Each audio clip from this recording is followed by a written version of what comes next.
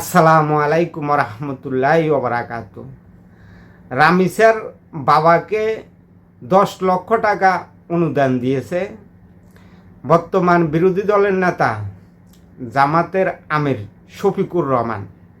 10 লক্ষ টাকা অনুদান দিয়েছে। বাংলাদেশের জনগণ এতে সন্তুষ্ট, খুশি।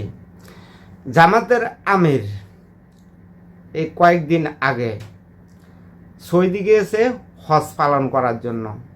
শফিকুর রহমান হজ পালন করার জন্য সৌদি আরব গিয়েছেন। এখন সৌদি আরব অবস্থান করতে আছেন। রামিসা হত্যাকাণ্ড হওয়ার আগে উনি সৌদি আরব গিয়েছিলেন।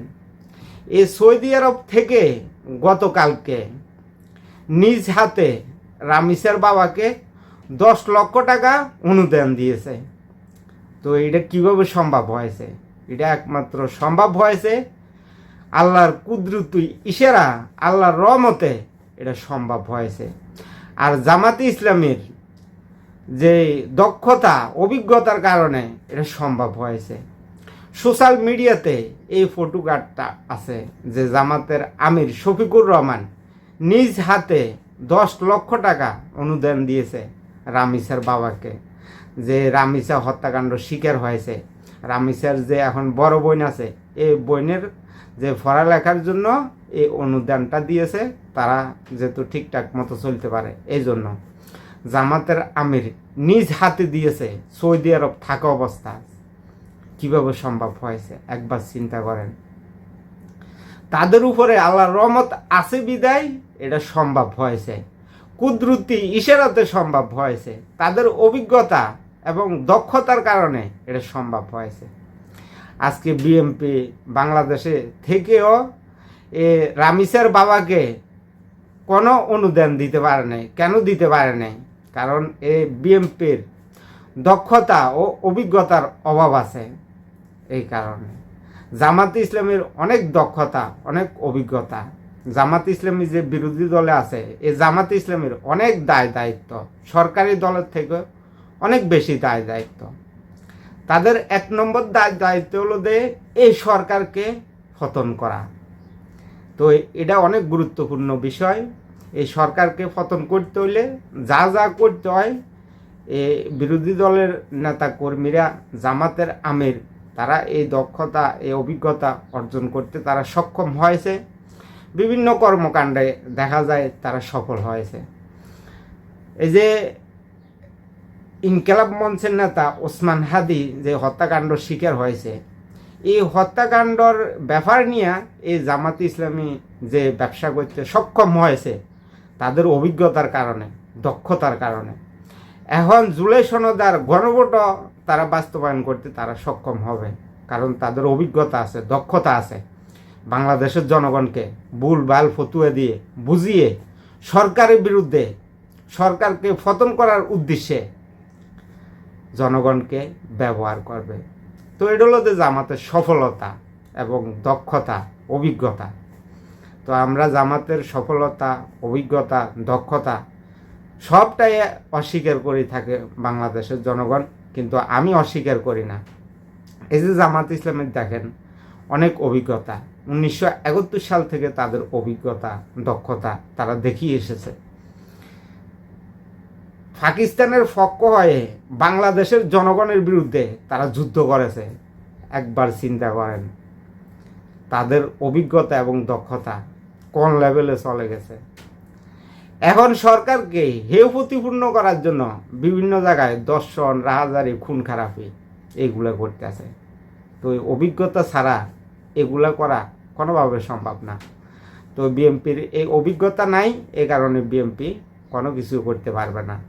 বিরোধী দলের অভিজ্ঞতা আছে, এখন বাংলাদেশের জনগণকে বুঝাইতে সক্ষম হইতে আছে।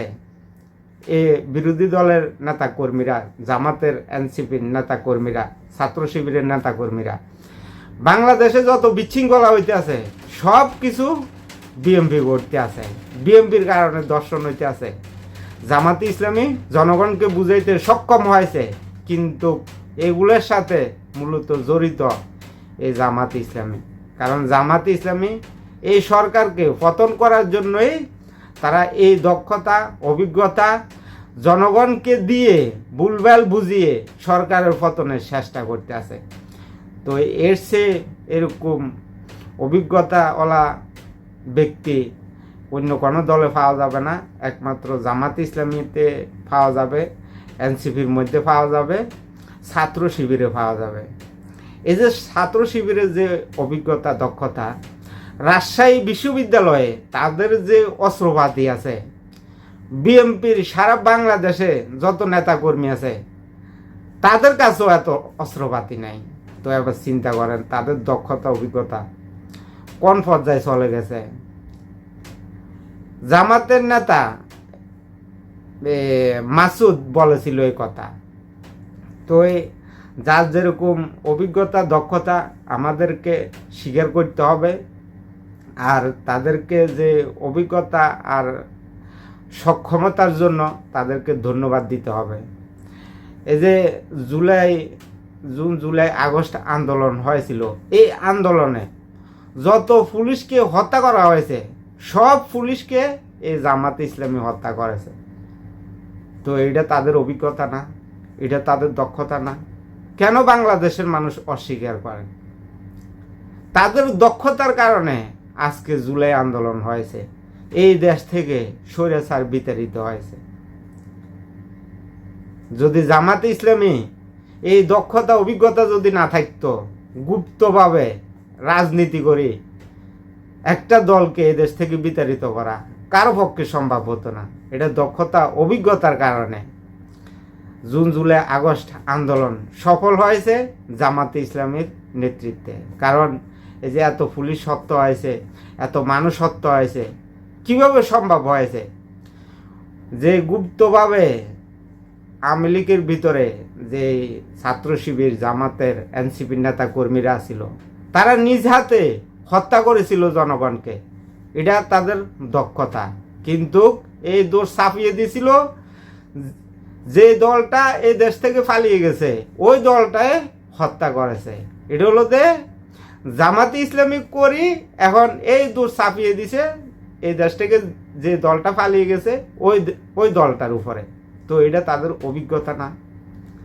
তাদের অভিজ্ঞতা দক্ষতার কারণে এখন পর্যন্ত বিএনপি রাজনীতি করে যাইতে আছে, তাদের পক্ষে সম্ভব হইতে আছে। কিন্তু যদি ভালোভাবে অভিজ্ঞতা দক্ষতা যদি কাজে লাগায় এই জামাতে ইসলামী, কোনোভাবে সম্ভব হবে না বিএনপি রাষ্ট্র পরিচালনা করা। বিএনপিকেও পালিয়ে যেতে হবে ওই যে দল এই দেশ থেকে পালিয়ে গেছে ওই দলের মতো। কেন পালিয়ে যেতে হবে? এই জন্যই পালিয়ে যেতে হবে।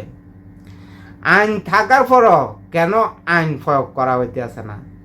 এই কারণে।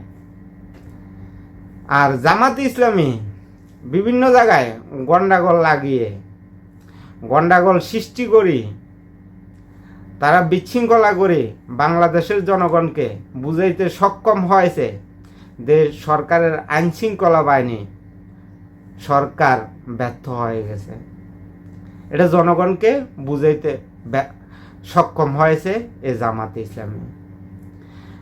জামাতে ইসলামী অনেকভাবে সফল হয়েছে, এটা বলি শেষ করা যাবে না। কারণ তাদের সফলতার গল্প যদি বলতে যাই দিনের পরে দিন, রাতের পরে রাত শেষ হয়ে যাবে, কিন্তু গল্প শেষ হবে না। তাদের যে মনে করেন দেশের জন্য অবদান, এগুলো আর কি আমি যেগুলো এখন বললাম, এ তো বাংলাদেশের জন্য এই সব তাদের অবদান। বিএনপি ক্ষমতা গিয়েছে, এখন বিএনপির উপরে আল্লাহ নারাজ হয়ে গেছে। এই কথা বলেছিল জামাতের নেতা গোলাম ফরওয়ার। আসলে বিএনপির উপরে নারাজ হয়ে গেছে জনগণও মনে করে। কেন মনে করে জনগণ? ওই যে বিএনপি বিরোধী দলের কাছে নত স্বীকার করতে আছে, এই কারণে বিএনপি প্রশাসন এবং বিএনপির আইন শৃঙ্খলা বাহিনী তাদের যে গন্ডাগোল এগুলো যে করে বিরোধী দলে, এগুলো তো বিএনপির সরকারের পক্ষে সম্ভব হইতে আছে না দমন করা। সরকারের হাতে আইন কানুন সব কিছু আছে, এই আইন কানুন সরকার প্রয়োগ না করার কারণে সরকার ব্যর্থ হয়েছে। আর জামাতে ইসলামী খুব দ্রুতই সফলতার পথে চলে যাইতেছে, সফল হয়ে যাইতেছে। কীভাবে সম্ভব হয়েছে? এটা জামাতে ইসলামের দক্ষতা অভিজ্ঞতার কারণে সম্ভব হয়েছে। তো আমরা সকলে চাই এই জামাতে ইসলামী তারা যেগুলো বলতে আছে যে বাংলাদেশের জনগণকে তারা জান্নাতে নিয়ে যাবে, নির্বাচনের আগে বলেছিল বিএনপি দুর্নীতিবাজ, সাদাবাজ, লুটপাট এগুলা করে। এগুলো বলার কারণ হলো যে বাংলাদেশের জনগণকে যে জামাতে ইসলামী বুঝাইতে সক্ষম হয়েছে যে বিএনপি এগুলা করে, বিএনপিকে রাষ্ট্র পরিচালনার দায়িত্ব দেওয়া যাবে না, রাষ্ট্র পরিচালনার দায়িত্ব দিতে হবে জামাতে ইসলামীকে, কারণ তারা ইসলাম অনুসরণ করিয়ে রাষ্ট্র পরিচালনা করবে। এই কারণে বাংলাদেশের জনগণকে জান্নাতে পাঠানোর কথা বলেছিল যে জামাতে ইসলামীর দাঁড়িপাল্লায় ভোট দিলে বাংলাদেশের জনগণ জান্নাতে যেতে পারবে। তো জামাতে ইসলামী এখানে ব্যর্থতার পরিচয় দিয়েছে। জামাতে ইসলামী যদি বাংলাদেশের জনগণকে এই যে জুন, জুলাই, আগস্টে আন্দোলনে যেভাবে পুলিশকে হত্যা করেছিল জামাতে ইসলামী, ঠিক একইভাবে যদি এখন 2026 সালে বাংলাদেশের জনগণকে একটা গন্ডাগোল সৃষ্টি করে যদি জান্নাতে ফাটিয়ে দিতে পারত, তাহলে জামাতে ইসলামী বরাবর এখন ক্ষমতা থাকতে পারত। তো এটা হলো যে জামাতে ইসলামীর ব্যর্থতা, কারণ অভিজ্ঞতার সামান্য ত্রুটি আছে, এই কারণে তারা ক্ষমতা যেতে পারেনি, বিএনপি ক্ষমতা চলে গেছে। তো এই পুরোপুরিভাবে দক্ষতা অভিজ্ঞতা জামাতে ইসলামীকে কাজে লাগাইতে হবে। জুন, জুলাই, আগস্ট যেভাবে পুলিশকে হত্যা করেছিল, ঠিক একইভাবে ষড়যন্ত্র করে গুপ্ত হয়ে জনগণের ভিতরে ঢুকে বিএনপির উপরে দোষ চাপিয়ে জান্নাতে পাঠিয়ে দিতে হবে।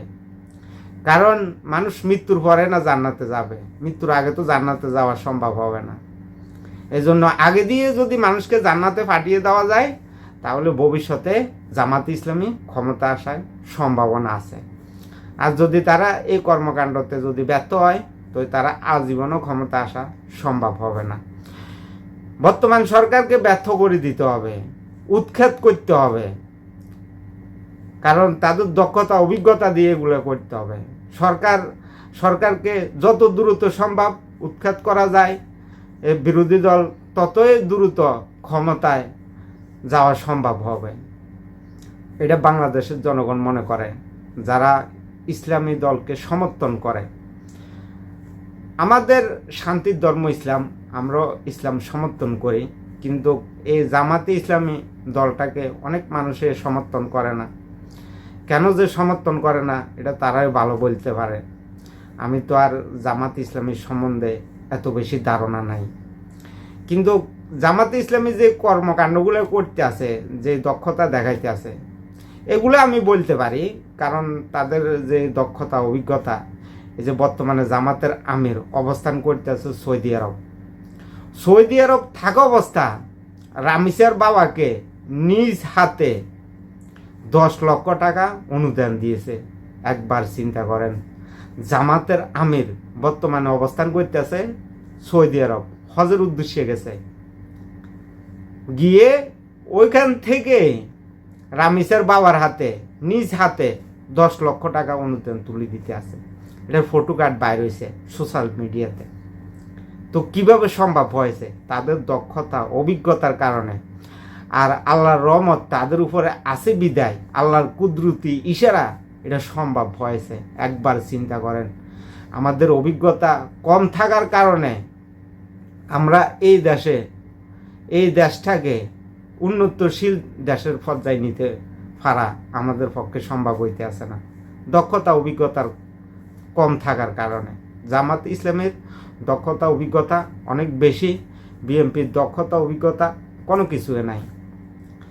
কারণ বিএনপি এখন পর্যন্ত এই দেশে ভালোভাবে কোনো কিছু দৃশ্যমান বাংলাদেশের জনগণকে দেখাইতে পারেনি।